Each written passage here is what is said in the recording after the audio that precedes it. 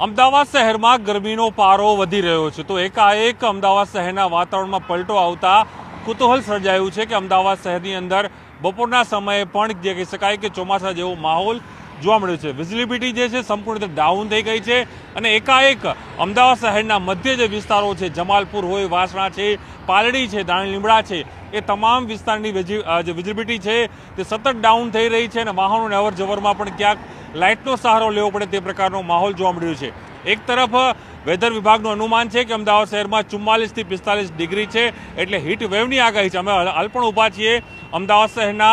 Jamalpur bridge ઉપર અને Jamalpur bridge ઉપર હજુ પણ અમને ગરમીનો અહેસાસ થઈ રહ્યો છે તો સાથે પવનની ગતિ પણ જોવા મળી રહી છે અને એ પણ કહી શકું છું કે જે વિઝિબિલિટી છે એ સતત ડાઉન થઈ રહી છે। આખું વાતાવરણ છે એ ધૂંધળું જોવા મળી રહ્યું છે, વાતાવરણની વિઝિબિલિટી પણ ડાઉન જોવા મળી રહી છે। ગરમી છે, ગરમીનો પારો છે, નીચે રસ્તાઓ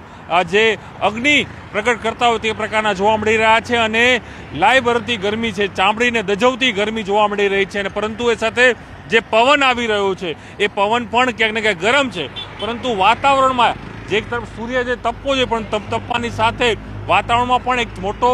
જે ચેન્જીસ જોવા મળી રહ્યો છે તેના કારણે કુતૂહલ છે લોકોમાં જોવા મળી રહ્યું છે। સિટીનો જે વિસ્તાર છે, સિટીના મુખ્ય જે વિસ્તારો છે અમદાવાદ શહેરના પાલડી હોય, વાસણા છે, દાણી લીમડા છે, જમાલપુર વિસ્તાર છે, એ તમામ વિસ્તારમાં વિઝિબિલિટી ડાઉન થઈ છે। લોકોમાં કુતૂહલ જોવા મળી રહ્યું છે કે કેમ એક તરફ વેધર વિભાગનું અનુમાન છે કે અમદાવાદ શહેરમાં ગરમી છે, આવતીકાલે પણ 45 ડિગ્રી રહેશે પરંતુ તેની પહેલાં આ પ્રકારનું વાતાવરણ એકાએક